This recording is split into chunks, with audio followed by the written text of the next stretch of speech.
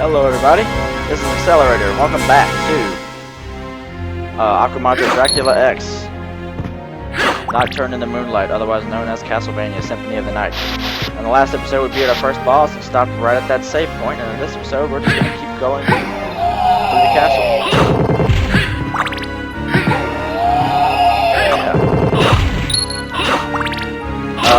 The audio, like the game audio, the last episode was a little loud, so I've done what I can to cut that down this time. I'm not sure how much it helped. I'm also trying to adjust the microphone so that it's a bit closer to my head or my mouth. See if that helps. I don't know if it will. We'll just have to see. Come on. Oh wait, I don't even want that. I don't even want that. I want the holy water, which is coming up pretty soon actually.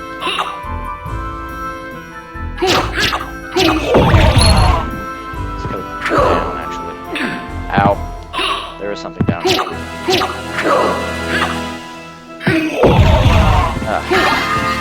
Actually, I think there wasn't anything interesting there, but no well. Watch out for the drops that those skittle bones, that's what they're called.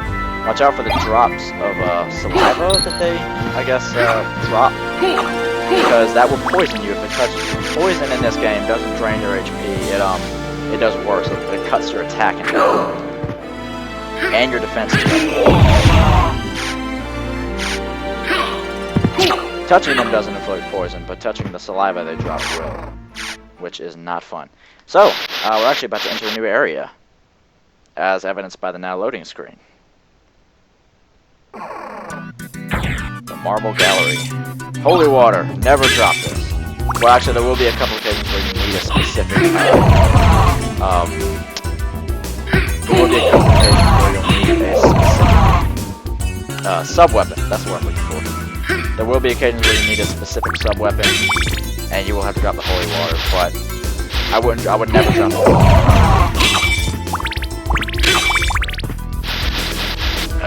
I can't quite get all the way over there, but we can get down here and then jump over there. But I don't want to go down there just yet.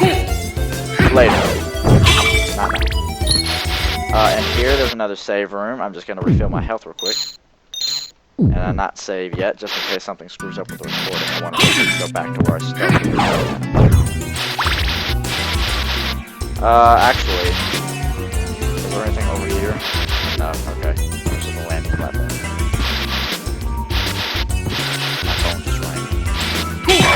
Oh, my mom texted me back. I texted her earlier. I'll just check it a bit.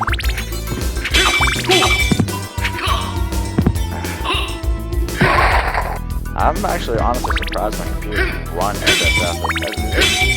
I don't have the FPS counter on right now because it's high while recording, but this is like a smooth 60 FPS. I mean, granted the game itself it doesn't necessarily have very smooth animations because it's pretty early PS1. And even then, this is on the inferior Sega Saturn. Statistically, Sega Saturn is inferior. I mean, honestly, it doesn't even have as good. It couldn't be superior if it wanted, even if it had good games, because it does have some good games with it. But the PS1 just have more. Now, I never had either, so I can't really speak for either. But, like, one thing I've noticed is that all of the really good games like the Saturn has were on PS1 as well. So anyway, I wanted to come up here and get this. I believe it's called a Spirit Orb in English. Basically what it does is it shows you how much damage you're doing, which, so you know, as you could guess, completely optional. But I like to get it anyway. In fact, this whole downward area here is completely optional. I'm just showing you. That and there's actually a secret area here. Not secret, but it's only available in the Saturn. And that is why you want the holy water. Those big enemies like that. Honestly, it doesn't deal that much damage, so it should be fine. So now you can see. Well, it's scared. But as you can see, we can now see how much damage we're dealing, which makes hitting opponents all the more satisfying. I love a game where you have enemies and it's satisfying to hit them. Those ghosts are annoying. I usually just ignore them. They're not even that good to grind off of. Don't pick up that dagger. In there we have the Cursed Prison. Now the Cursed Prison is you're not supposed to be going there yet. It's Saturn exclusive. There are ghosts. There are enemies in there you can only hit with holy weapons, which we don't have any of yet. There is a Bible you can pick up in there, which will deal damage to them, but I'm not going to go in there yet. I'm just showing off it's there, basically, and I'm showing off where the rest of the pathway goes, since I'm almost at the end of it anyway. Up here, we're going to have this enemy. This enemy will always start off facing the other side. So you punch as much as you can, and as soon as it lands, holy water can kill him. If it turns around, his name is Cthulhu. If it turns around, it will go berserk. If it turns around and sees you, it will go berserk. And it will always fly for a little bit, facing the opposite direction as soon as it spawns on screen. And then it will land. And so now, this actually leads back to a place that... Wait, no it doesn't. Actually, now that I think about it, I'm completely missed the Basilar. I'm gonna go get that one. I'll probably cut it. I'll get it off screen and show it off later. Anyway,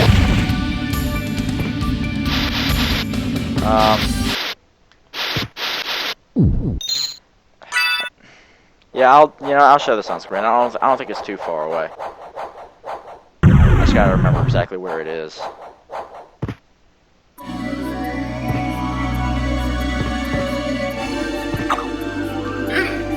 Yeah, anyway, this leads back to the entrance. And basically what it does is it gives us a shortcut to the gallery.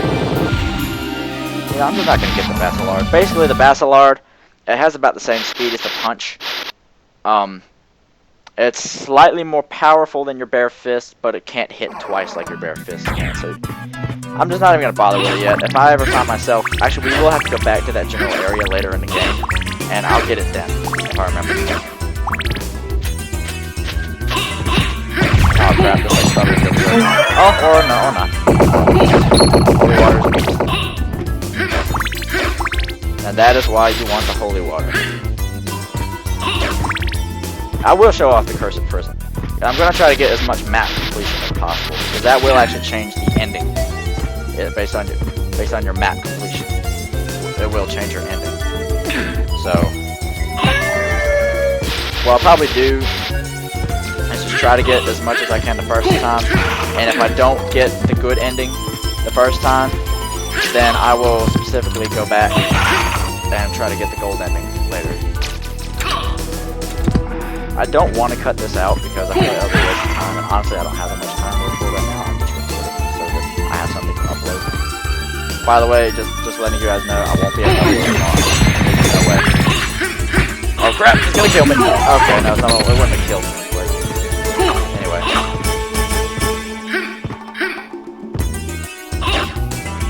Anyway, we're almost back, so... Don't you... It's times like this where you wish Alucard could run as fast as he did in the opening. Anyway, what I was saying about the smooth 60 FPS. For one, I only have the recorder set to record at 30 FPS right now. Like the emulator's running at 60 FPS, but like... the recording itself will only play back at 30 FPS. And due to YouTube's compression rate, the videos will only run at 30 FPS anyway. So you're not going to see that smooth 60. But, whatever. As you saw, you might have seen something flashing up there. It's an item we can't get yet. There is quite a bit backtracking in this game. They call it Metroidvania for a reason. That's one of the things that both the Metroid and Castlevania series, as of this game, are famous for is their non-linear gameplay style and backtracking. Yeah, this is, if you haven't guessed, this is a lot different from Castlevania, the original Castlevania and all that. Alright, about to have to restart the recording session, so I'll try to keep my talking to a minimum for the moment. Anyway, I'm going to come in here and get my health, and then I'll probably go ahead and start the recording session after that.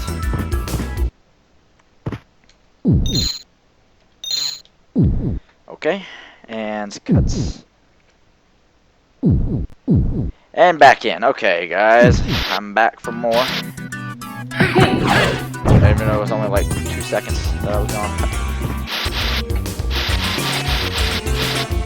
So now we're about to get into the meat area of the game. Like the big area where you'll be spending, like the big general side of the castle you'll be spending most of your time on. Well, here's the clock first of all. This is Maria. We could be playing as her if I really wanted to, but I honestly don't. I'd rather start out without the card. You know. Maybe I'll show off Richter and Maria later, but I won't do full playthroughs because it's the same castle. It's exactly the same castle, same bosses, except that they don't pick up equipment. At least they can't use it if they do pick it up. And they all have special move sets. Like everything Richter can do in the boss fight with Dracula at the start of the game, he can do normally. And same thing with Maria. You'll be fighting her later in the game. Spoiler alert. By the way, that same fight is not in the PS1 version. Anyway, you'll be fighting her later in the game. And when you play as her, you'll be able to do at least a lot of the same moves you used during the boss fight. If I remember correctly, one of these... Okay, no, it's one candle further down the road that contains a timer. So you gotta watch out while there's that.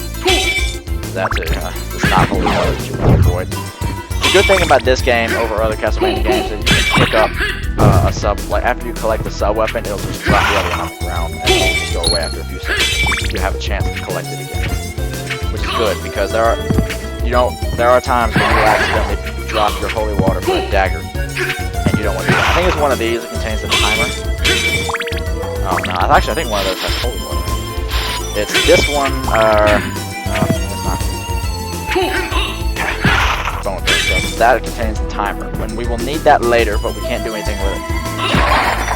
We will need to go and get it later, but we can't actually do anything useful with it right now besides, I mean, it is a pretty useful item for like bosses and stuff if you want to slow them down so you can concentrate better. But honestly, I'm not a very, like, if you play defensively, then the timer is probably actually better than the holy water for you, to be honest. But I'm not a defensive player. So, don't worry about going up there. There's something up there that we'll have to come back up later, so don't worry about it. I'm not missing something, I will be going back up there. So, anyways,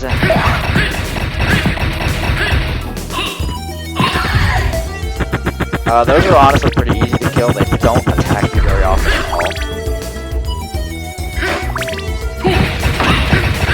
This is actually a pretty good grinding spot if you feel like you need to grind, because all the enemies here are pretty easy to beat, and you know, they actually give quite a bit of experience, as most bigger enemies do.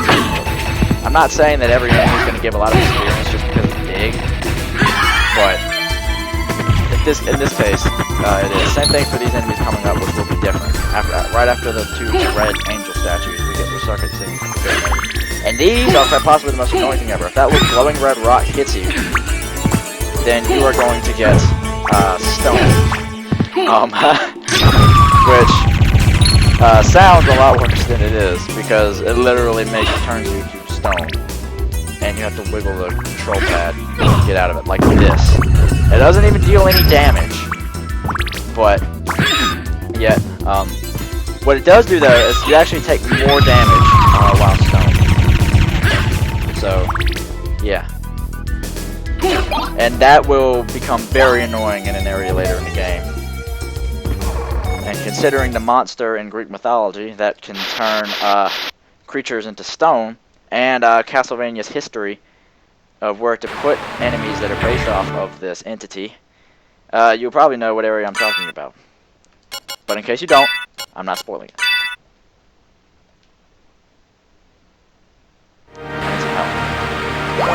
Yep, I really should have done that, because I don't need that.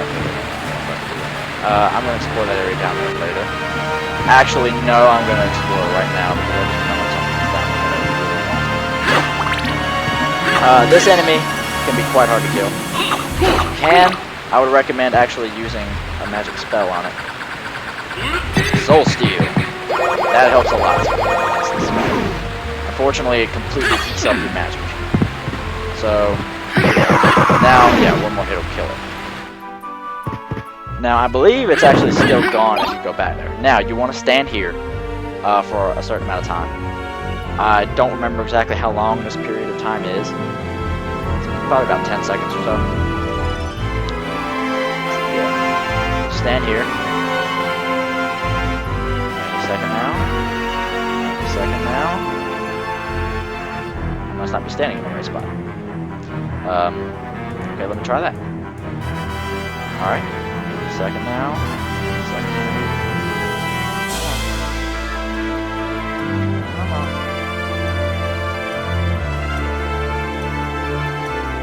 I know you can do this. There we go. You just randomly fall down.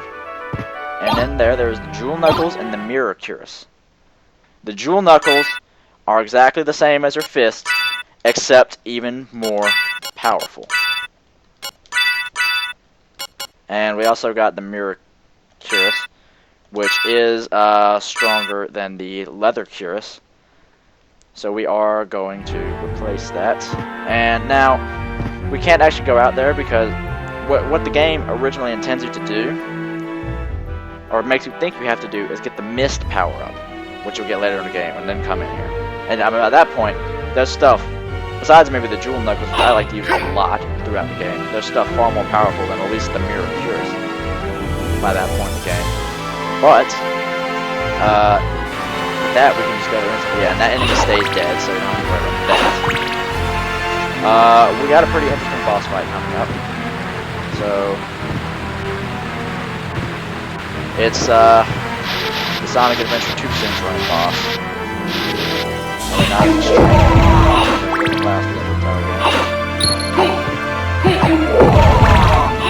We will be fighting an alternate version of this boss later. But, yeah. I'm actually confident that the recording session is fine, so I'm going to save and then fight this boss.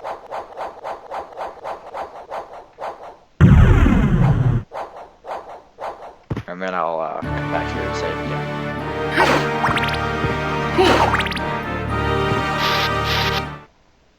Alright, here we go.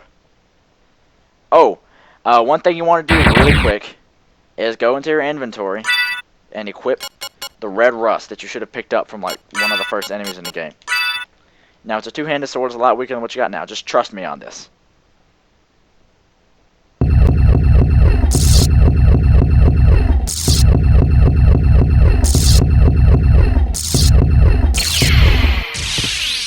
The Doppelganger.